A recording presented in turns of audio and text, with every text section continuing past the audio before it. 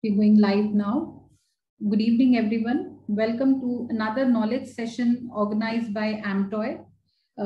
This specific session was a need of the hour for all of us because 15CA has become a real problem with the technical changes as per the new income tax website. So we are here with the solution for you.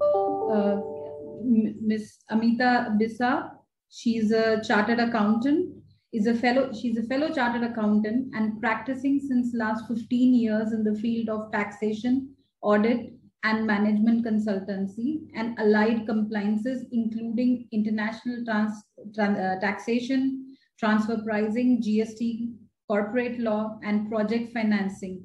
She's been auditor and consultant to NVOCCs, freight forwarders, shipping lines, agents, e-commerce operators, importer, exporter for taxation and GST related matters. She's a certified DISA auditor, concurrent auditor, cooperative auditor. She'd worked in Standard Chartered Bank Singapore for FSSC services in consumer segment. Besides that, she has been the secretary to ICAI Jodhpur chapter of CIRC for consecutive 2 years and had been part of the managing committee of Jodhpur branch of CIRC of ICAI for 6 years, 2013,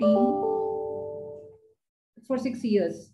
She's been co-opted member of Valuation Board Committee of ICAI in 2018. Let us all welcome. We have 100 plus participants already joined, and I guess we can start the presentation. Thank you, Amita, for joining us. Thank you, Priya, and thank you, AMTOY, for giving me this opportunity to share my presentation regarding the topic of 15C and 15CB. So let us straightforward start the presentation. My only request to all members is whatever questions you have, please put it on the Q&A box instead of the chat box because it will help us compile properly. It will be difficult for us to manage both the chat box and Q&A. So hence request everyone to place their questions only on the Q&A box. We have Mr. Deepak Joshi also with us, who would be helping us at the time of Q&A along with Amita. Okay. Amita, you can go ahead. Thank you. Good afternoon all. We are filing Form 15CA and 15CB from a long time in logistic industries for our overseas remittance. These are the income tax forms.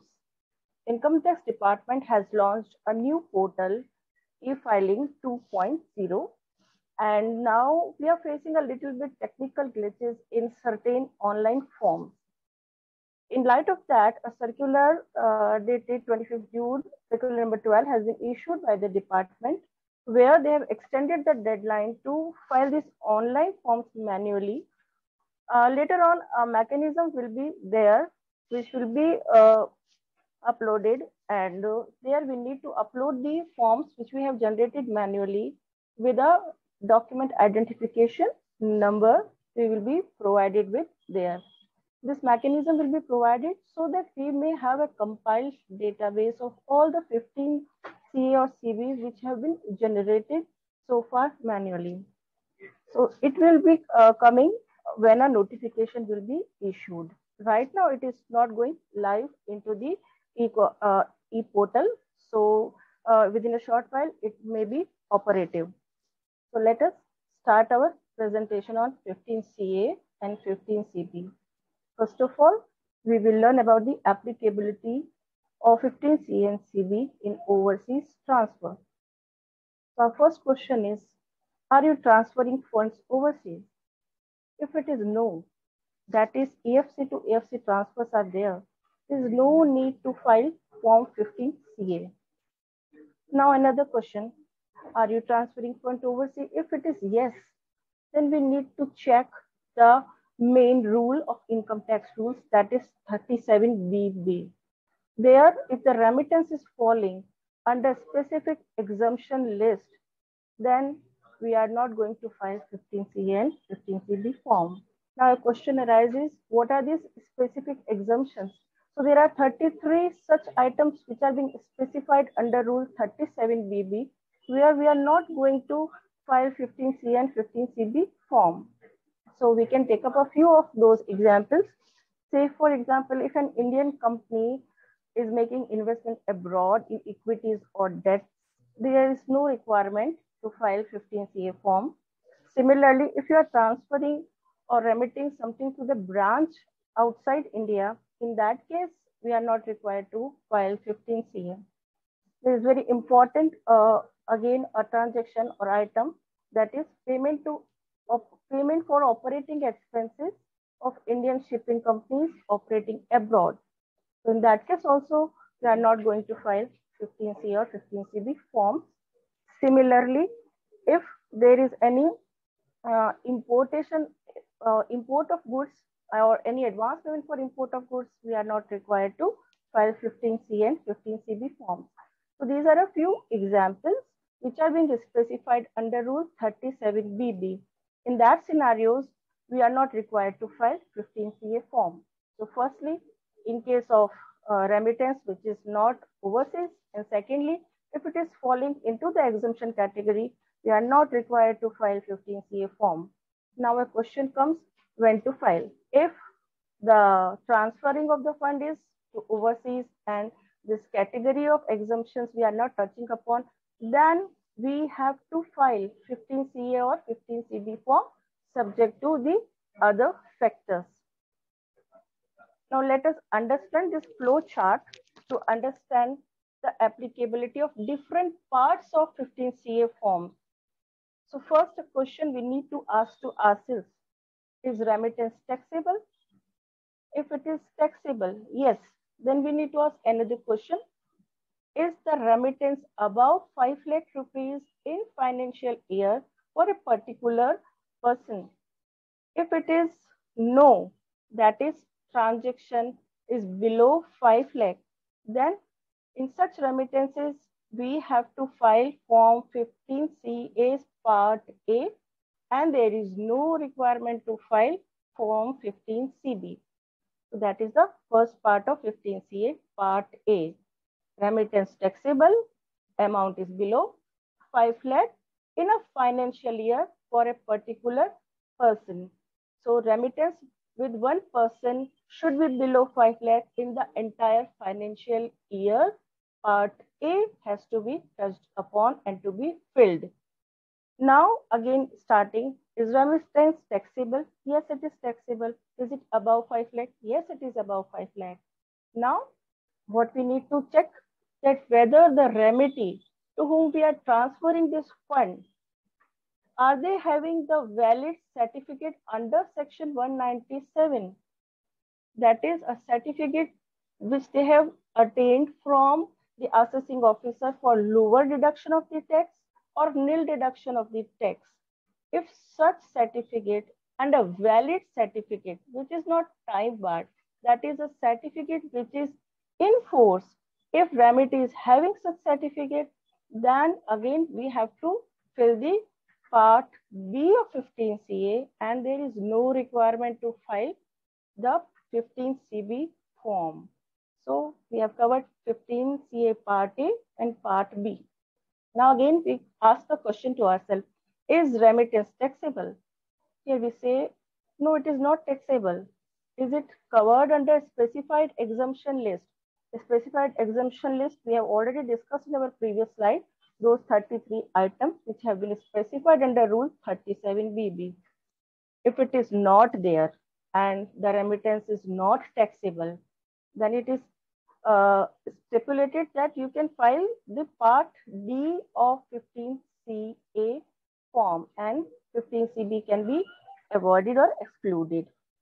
Now a condition comes when the remittance is taxable, it is above 5 lakh, we don't have any lower deduction certificates received from remittee. In that case, Part C is to be filled along with 15CB certificate. So in this flow chart, we can understand that either we should be having a certificate from the governing authorities, that is income tax authorities, that due to the certificate available with us for lower deductions, we are filing 15C, we are filing the Part B. Or if the taxability is higher and the amount is taxable, it is above 5 lakh, again, we are getting a certificate from the accountant as specified under Section 288 of Income Tax Act, where it says that a chartered accountant in practice can issue this certificate. So there you need to take. Then we are left with one part, that is Part D, where it is non-taxable. Then Part D can be filed. However, we suggest that 15CB, though not applicable in all cases, but it is always advisable to have 15CB form if we don't have the non-deduction certificate under Section 195 and 197 there, because one conclusive certificate should be there rather than going into a risk or into the litigation whether the remittance is taxable or not. So on a safer side, it is advisable either to have certificate under Section 197 or 15CB certificate being issued. Now, a question arises that what happens if we don't file this appropriate 15C or 15CB forms? In that case, the penal provisions are being stipulated under Income Tax Act. So what are these penalties about? This is for failure to furnish or furnishing inaccurate information under Section 195. Under Section 195, if we have not given the appropriate information, then penal provisions is specified under Section 271I, and it says that if you are furnishing wrong or false information, that is in case where we have not complied with the adequate formalities or required compliances of getting the proper certificate and proper disclosure of the information, then a 1 lakh rupees penalty could be imposed by the department onto the remitter. So this was about the 15CS mechanism, that how it works. Now, let us start with the procedural aspect. That is how under new Income Tax Portal 2.0, we are going to file these 15CA, 15CB forms. Because this is the most emergent issue right now, how to do under the new scenario. So first of all, a registered ID every remitter is having, as we are doing in previously also. We will log in. Now we are there with the option that you need to update the profile. So update the profile. Under updation of the profile, there is an option that register the digital signature. Now it is a compulsory requirement on the new income tax portal that we have to register our digital signatures on the new portal. So here the requirements are a little bit different from the previous portal. Earlier we were using EM signers. Now here mBridge signer is there. We need to download it. When you log into the income tax site, there is an option to download eBridge. We will download it. We will run it. Then a screen will pop up where we have to update it. Once it is done, again we have to run as administrator, and then we have to go and affix the token of the DSC and try to register it. When we register, there is a compulsory requirement to update the PIN. So whatever PIN was there for the token, we have to update it on the new portal. How to change the PIN? That will be done with the tokens. When we click the right click on the token, there is a option coming that this is the old PIN. Now just add the new PIN and update it. Once you update the new PIN number, this DSC will be registered and a SMS would be there on the registered mobile number. So this is the basic method which is being given for registering the digital signature. Because unless we will register the digital signature, we won't be able to generate either of the form. And this is the eMudra Trust delivered this mBridge sign, which will be there. This orange color tab would be there on the systems. So this we have to update and run. Unless this utility is being downloaded, we won't be able to register the digital signature. So this is of prime importance that you need to register using this utility, which is available on income tax portal. Now, sometimes issues coming up that in spite of doing all this, digital signature is not getting registered. So there is a troubleshooting manual also on the income tax portal itself. You just need to download it. It's just of 5 to 6 pages and trace out where the problem arises for a particular desktop or a system, and we can easily register our digital signatures. Now let us see, once we have registered the digital signature, how to file the 15CA forms. Under dashboard, there is an option that e-forms, file e-forms. There is file return and file forms. So we have to go for file forms. There a search option is there, just write 15CA, and when we comply with the entire process, finally e-verify and file those forms. Now let us learn this step by step how to do that. So we have already discussed that there are 4 parts of 15CA. That is, when we find this form 15CA, it is written over there, information to be furnished for payments to non-residents not being a company or to a foreign company in form 15CA under Rule 37 VB of Income Tax Rules prescribed e-forms. So all the 4 parts would be there. We have to select the appropriate part. We have already discussed that what is there in part A, B, C, and D. So let us move ahead. This is done when we have to register CA. We will come to the slide later. So when we start with login into the website, go to dashboard, income tax forms, and under drop down list, we select form 15CA. This way you can see on the screen, dashboard, income tax forms, form 15CA is there. So let's get started. Will be a tab there. We have to click on it. Once we click on it, this screen appears where all the 4 parts are being popped up. So we have to select our part. We will start with part A. See, for example, our remittance is taxable and below 5 lakh. Our freight is lesser than 5 lakh in a year to be remitted. So in that case, we will take up part A and proceed for filing it. So part A's 4 requirements would be there: remitter's detail, remittee's detail, remittance detail, and the verification. Under remitter's detail, name, PAN number, remitter status, contact and address details will be auto-populated. Modify if required, this tab is given, selected, and just select the residential status and save it and come out. Remittee's details we have to fill. There are certain optional tabs in it and certain are mandatory tabs which we have to fill, that name, address, and all details, zip code, which we are earlier also doing in our 15CA forms, which we were filing prior to this new portal. Same way we have to file the remittee's detail, remittance detail. Here a little bit changes there. IFSC code also has to be filled, so that's bank's entire details come up. Authorized dealer's detail comes from the drop down list, and it is generally when you file IFSC code, it comes as a auto populated thing, and we just have to select it. Then comes verification, where you need to verify it with digital signature. If digital signature is properly registered, it's very one-step method where you just have to select the 3 icons over there, 3 drop-down list, and it will be done. So we can get the acknowledgement. Once we get this acknowledgement, we should have the remittee's detail with us. That is MBL, HPL. Then we should be having with us which we need to surrender, which we need to file to bank, MBL, HBL invoice.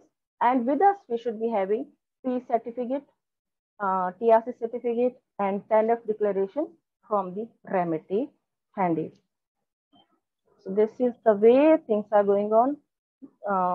This right would be coming once you fill the details, and then verification is to be done. Now coming to the part B. Part B have the same 4 tabs, but there is additional requirement of AO order detail. AO order detail, they have stipulated these fields.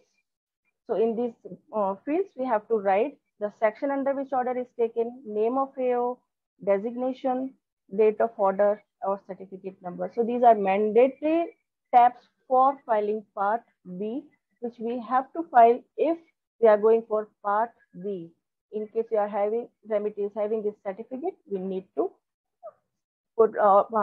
file all this information to generate Part B. Now coming to Part C. So most of us are facing the problem that we are not getting 15 CB form online or live into the login of the person making this 15 CB form. So it will go live when we assign this. So there is a difference in filing Part A, B, and D and that of C.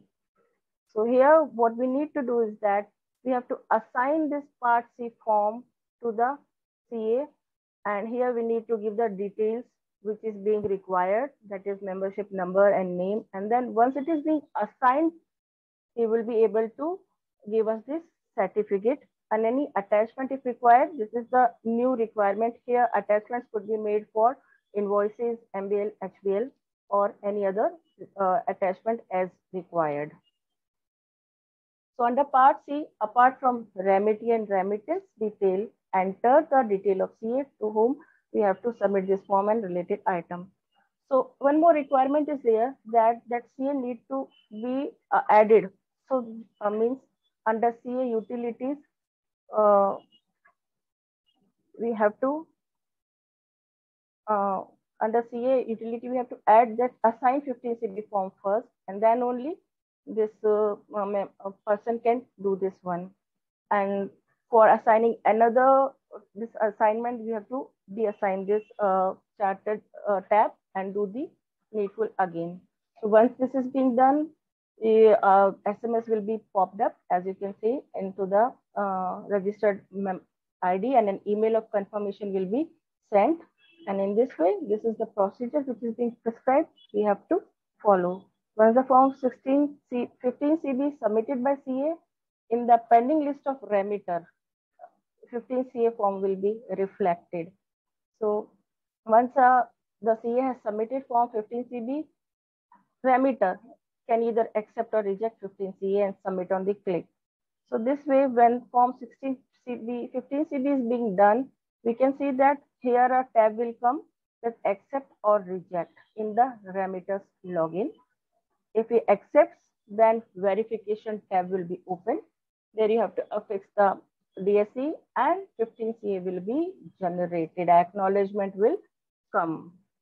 There are certain technical issues for downloading these forms which could be resolved with the coming time before 15 July or so, because at some instances some download troubles are coming, but hopefully they will be resolved. So after accepting e-verification, 15 CB forms would be with us. Then we can print these forms, get 15 CB signed. Invoice of overseas remedy should be with us with HPL and MBL available. We can submit these forms to the bank. This is the procedure for filing Part A, Part B, and Part C. Similarly, Part D will be filed in the same fashion. Here also these details would come, and we will remitters, remedy and remittance details would be there, and with verification tab and appropriate purpose code, we can file Part D also. So this was the presentation regarding the procedural aspect on the new filing of income tax portal, and we try to conclude it taking all relevant information which is being available at income tax portal. With this, we are ending up our presentation and going for question answer session.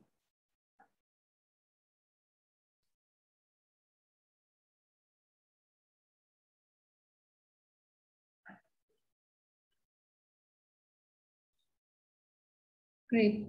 Thank you for that very crisp presentation. When do we expect the government to get the website completely online? It will come soon, because already the circulars are being issued that there will be a utility or mechanism for getting document identification number. So hopefully we are hoping for the best. And meanwhile, this Amita, that was actually just for ensuring you that we don't have too many questions. People, I'm sure, have got good information on how the website would work. The government website is not in your hands, and we are definitely sure that this would come. And if there is a delay, it will probably be for our best, for our long-term convenience. We've received some questions from some of the members. I'll just bring that on screen. Just a minute.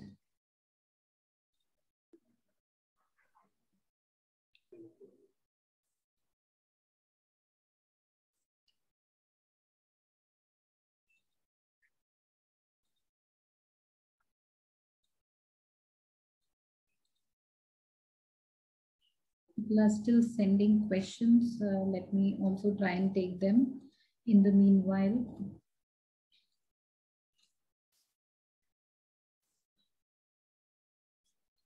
These are some of the questions which we have received as of now. Tejal wants to know how to take Form 15CA by using the acknowledgement number on new site. Deepak, you can also help us with the questions. Amita, if you can put yourself on unmute, because you'll have to help us answer these questions.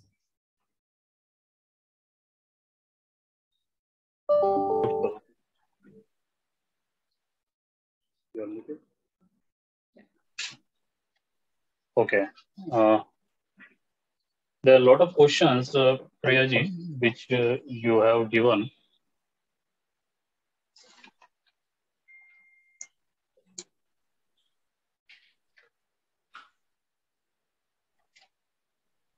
So can we start one by one with that? Absolutely. Or you want to go through a screen? No, we can do this one by one so that people get answers for their questions. And yeah. So this printing is having a problem as of now. That's why Income Tax Department is still accepting physical forms. And yes, physical forms we will need to upload as and when they open the utility. Because if you don't do that filing electronically, then in your income tax portal account, you won't be able to see what 15CA you have issued, because these are filing like the income tax forms on. So all these will be for your record, and for your record, you need to upload as and when they come up with any solution. Now, printing, it will be like, as per our discussion with departments also, this printing process will be like you are filing income tax return. So when you file your income tax return, then acknowledgement is generated in ITR 5. But you can still print and go into login and get ITR 2, 3, 4, 5, 6, whatever you have uploaded, you can print that. So same manner you will have to adopt for 15CA form. So this is a technical glitch as of now, but we are expecting this to get it solved by 15th of July. So with the acknowledgement, you need to log into your account, and there you need to see the form is filled. That form you have to print. Okay. Okay. Ms. Guinea would like to know, we are the freight forwarders and we are regularly paying the amount outside India under RBI code S1099. Other services not included elsewhere by filing 15CA Part D. Please explain how can we file 15CA Part D under the new income tax website? Again, this is part of technical glitches only. But again, when you file Part D, then you are taking all the honors on yourself, that you have verified this is not taxable in India, and you are taking, in a way, all this legal implication on your head. Because when you give it to your bank and you are filed Part D, they are not bothered what is going, actually you are transferred. They will just check details, whatever you have filed, and they will remit the money. So if any consequences arise tomorrow, then department will be getting catch hold of you, not of your banker or not of your overseas agent. So you should be very careful while filing D part. Because in shipping industry, it is not very much controlled in the income tax department. Only section 172 which defines what are the income taxable in India and what are the taxes you have to pay. And precisely this applies to shipping companies and NVOCCs. They have not mentioned the freight forwarder. But if you go deeply into 172, you will find all the export freight, whether you have collected in India or you are paying collecting outside India, that is taxable in India. And in import, whatever collection you are making in India is taxable in India. So in 172, it is very clearly defined that ocean freight exports, it is taxable in India, and import ocean freight, that is also taxable in India. So when your agent is invoicing you in India, so practically he is collecting money through you from India. So indirect way, you are representing someone overseas, and on behalf of that person, you are collecting money from Indian importers and you are remitting that money to overseas partner. So as of now, people are not looking into more on this because only section 172 and 44B covers this ocean freight import and exports. But if they pick up these kind of cases and they find you have transmitted export ocean freight to your overseas partner and you have not obtained 15 CB, you have mentioned instead of 15C, part C or part A, you have mentioned in part D, then you will be made responsible for filing incorrect information or fraudulent information. So one should be very careful while filing 15 CA part D. Until unless you are very sure that is, because we are not income tax authorities. So you should ask for either income tax exemption certificate or you obtain a certificate from the expert of the field. Don't take this into your hands. Right now, what is the practice? If you are transferring, say, on-carriage to your overseas partner, so you are deciding, okay, TRC taken, P certificate taken, and you are remitting because this is not taxable in India.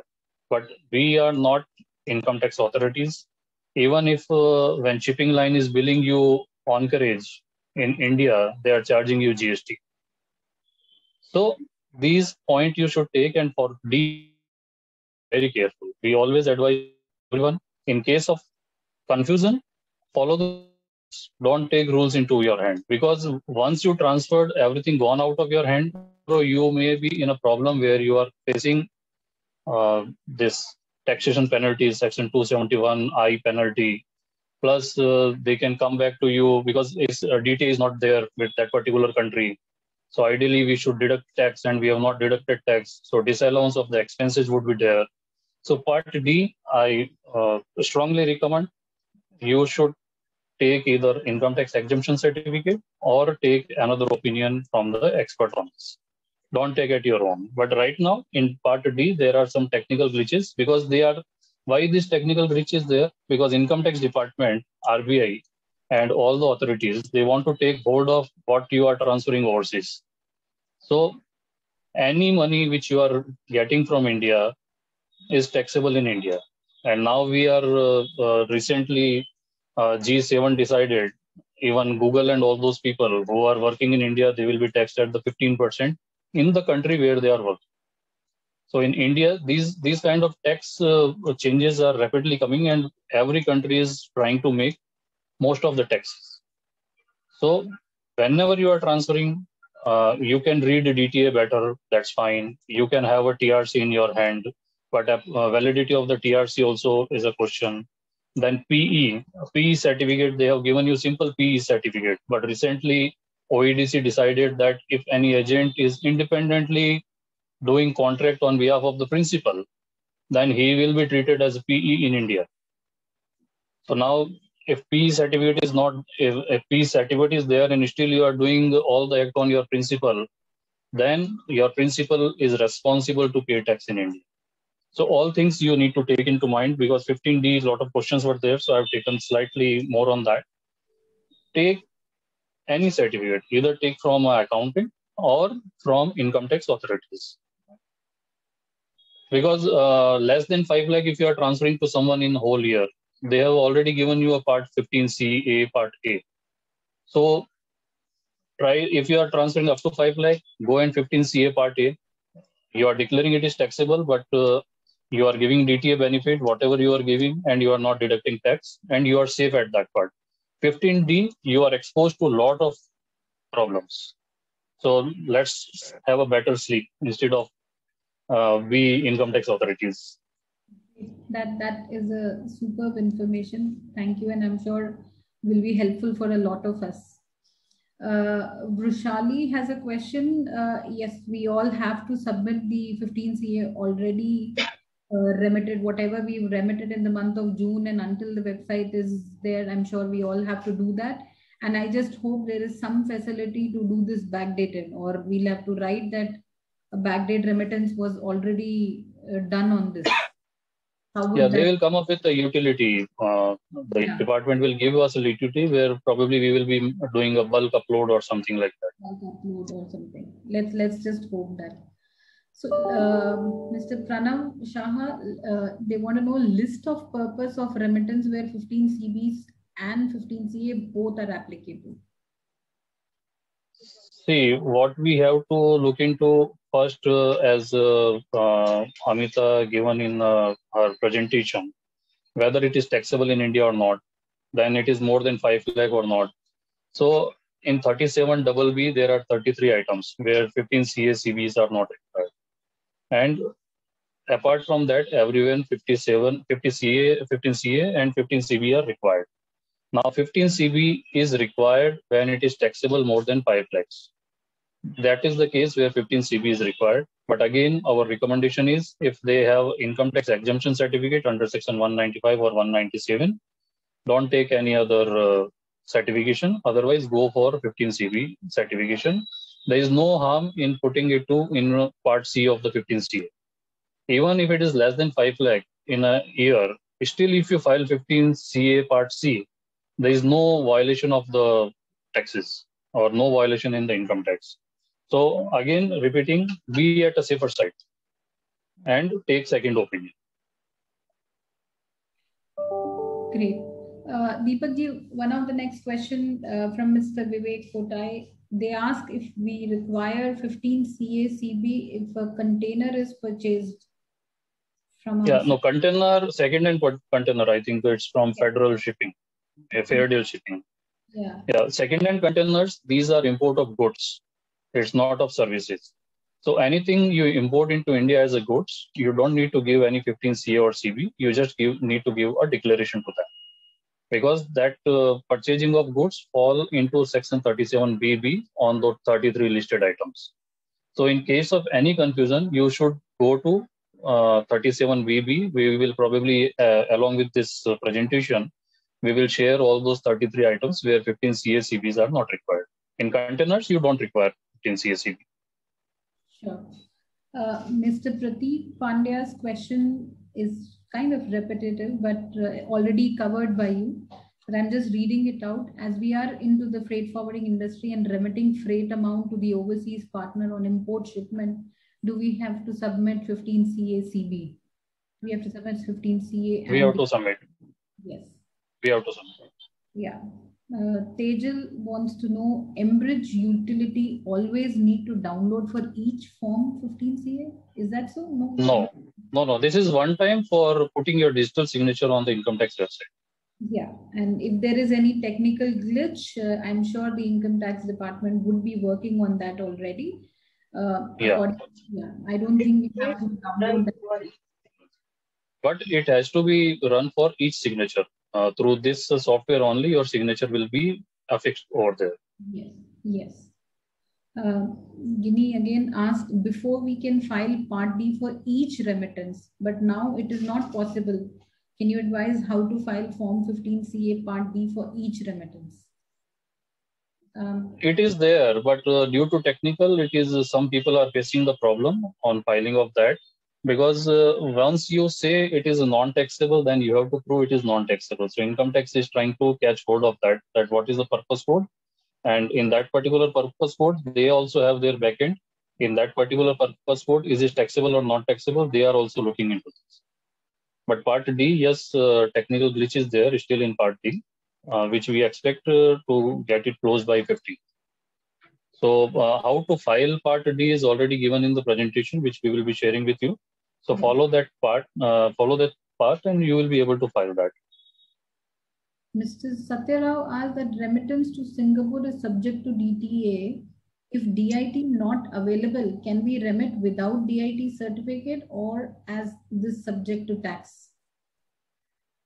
No, DTA, India, Singapore DTA treaty is already in place.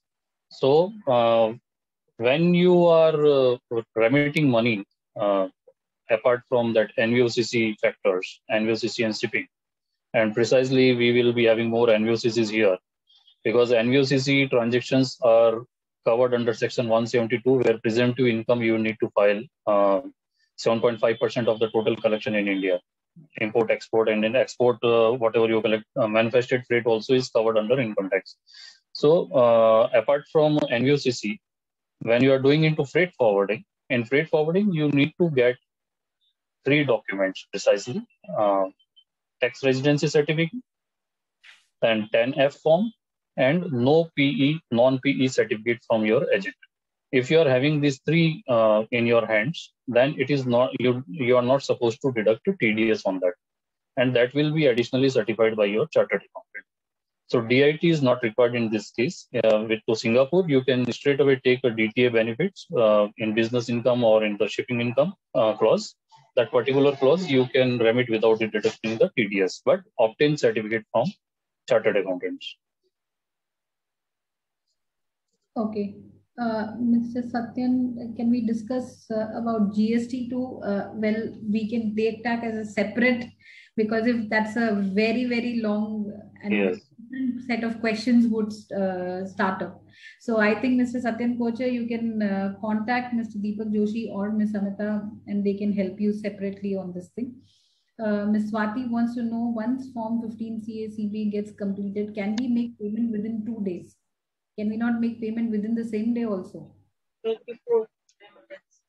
No, you can do, once you have certificate in hand, you can do within 2 days or 3 days to your bank. There is no issue on that. So there's a similar question somebody else has asked, that how many days will be provided to withdraw 15 CACB once it is uploaded? Unfortunately, 15 CB you cannot withdraw. 15 CA you can do cancellation. 7 days. Within 7 days. Within 7 15 days. CB will not be withdrawn. Yeah. Only withdrawal will be your CA would be doing the UDI number, they will withdraw. But on income tax portal, there is no facility to withdraw 15 CB. But 15 CA you can withdraw within 7 days. Great. But our suggestion is not to withdraw because why you withdraw, either you have made some mistakes in the 15 CA or you change your mind of transferring to your agent. There are only 2 reasons why you require to withdraw 15 CA. So until unless you are sure about your transfer, don't create your 15 CA. And while filing 15 CA, you should be very careful on the filing these forms. The next question asks, currently we understand Form 15 CA is not accepting decimal in amount. So if the remittance is for amount 5025.25, we have to either remit 5025 or 5026. You have to round off.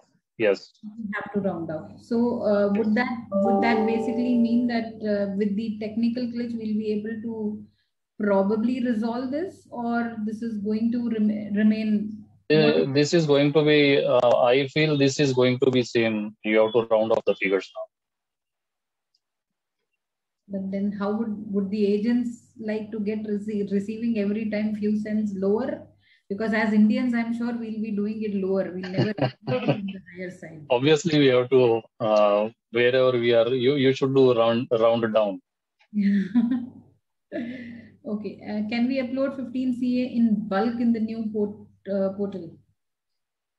Through the utility, I guess. Earlier, it was allowed to upload in bulk. It was allowed, yes. It was allowed in bulk. Again, in this utility also, you will be given same facility. Okay. So the next question says, if the transaction is not taxable in India because the work is done outside India and there is no PE in India whom we are remitting the fund, and they give their tax residency, so we file 15D. So if we do not file 15D, then what is to be filed in such scenario? 15C. We always suggest file in 15C. 15C Part D. Yeah. Because even like your agent has done on-carriage, say from New York to Chicago. Now, if shipping line bills you in India, New York to Chicago, they are going to charge you GST.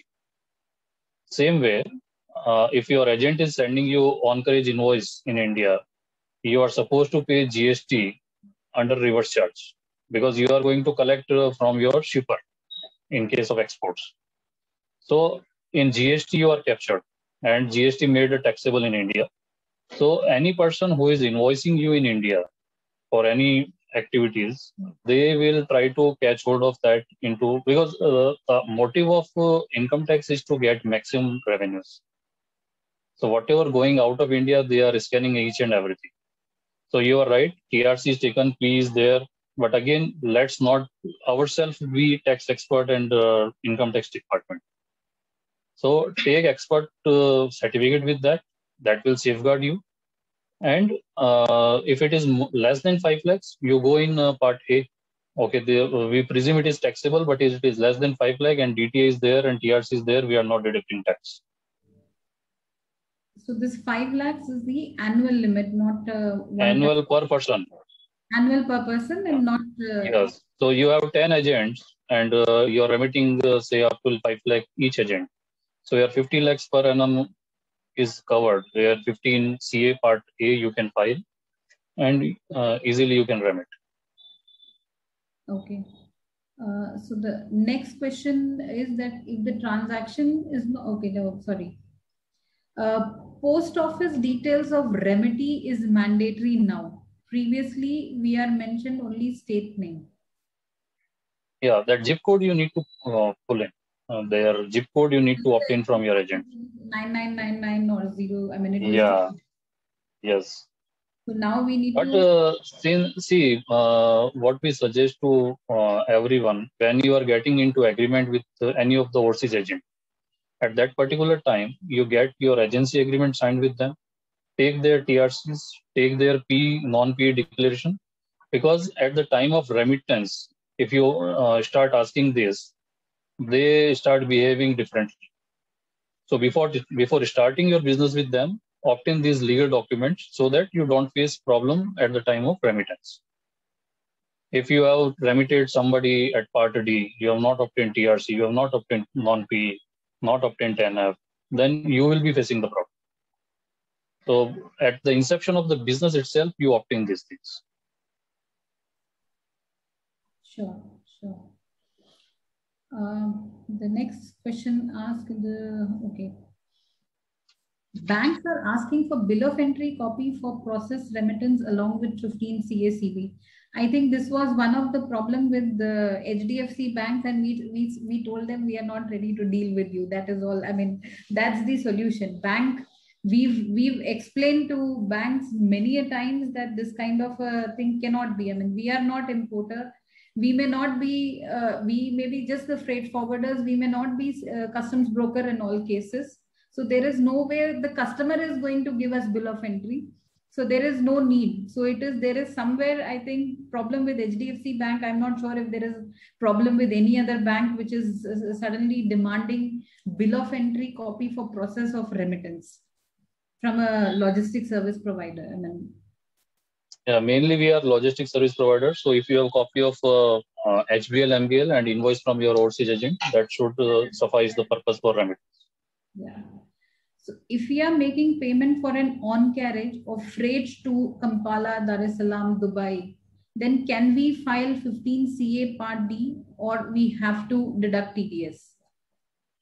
No, you don't need to deduct TDS, but you have to obtain again TRC and P, and you can file Part A or Part C.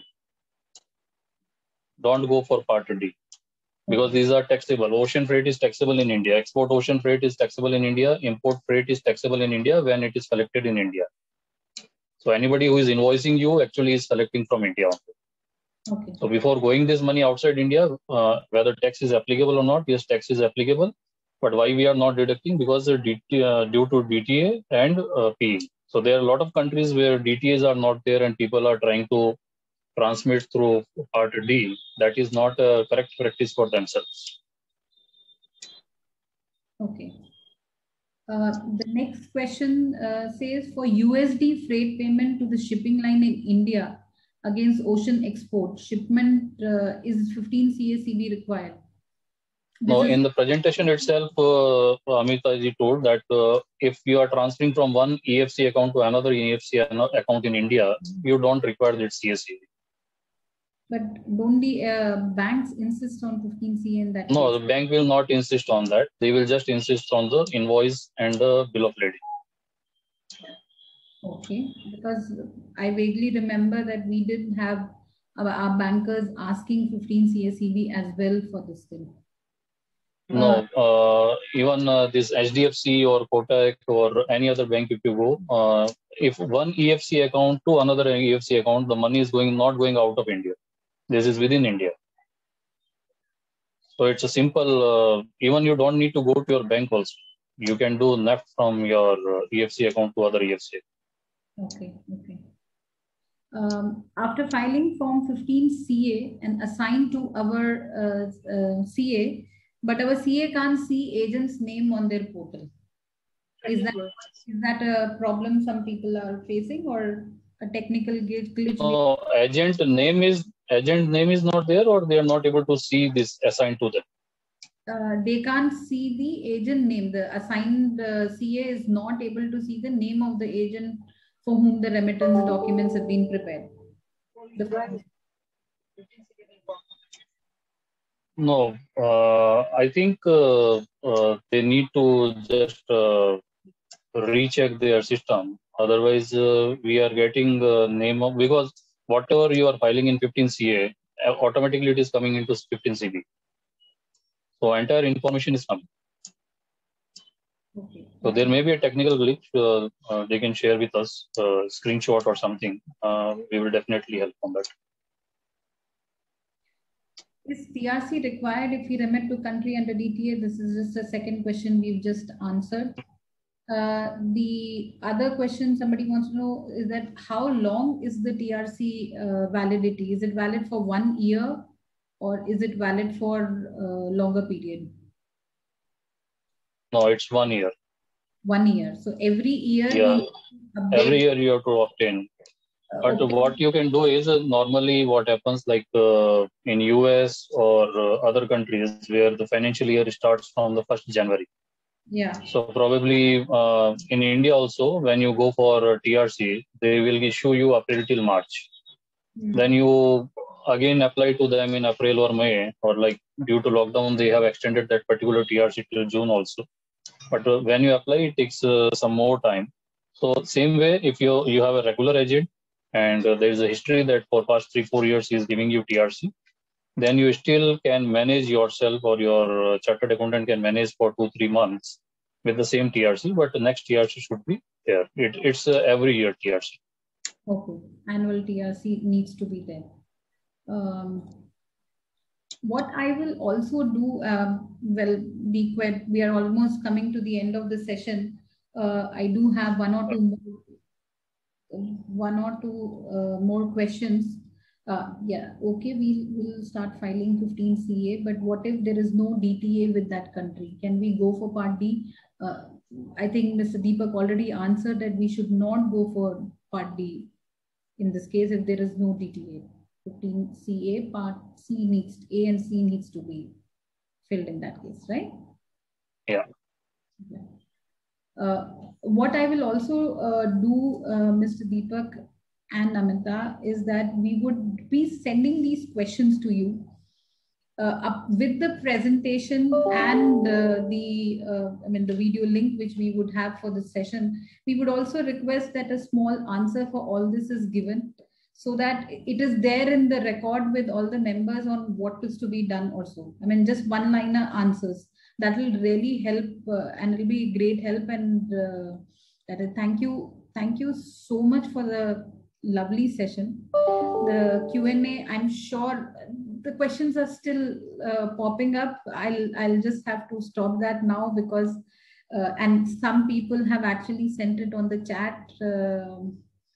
It's very difficult. I had requested not to send on the chat, but thank you so much, Amita ji as well as Deepak ji, for your time, for the lovely presentation. And we look forward that we get to have more sessions with you in different topics, more detailed, which members are requesting through their messages right now. Thank you. Sure. And their messages, question answers, you can take into your copy with some Excel sheet and share with us. We will respond separately. Yes. Thank you so much. Thank you so much, everyone. Thank you. Amdoy wishes usually that we end the session in time. So we are right in time. And thank you once again to all the participants and the panelists. Thank you. Bye-bye. Have a nice day. Have a nice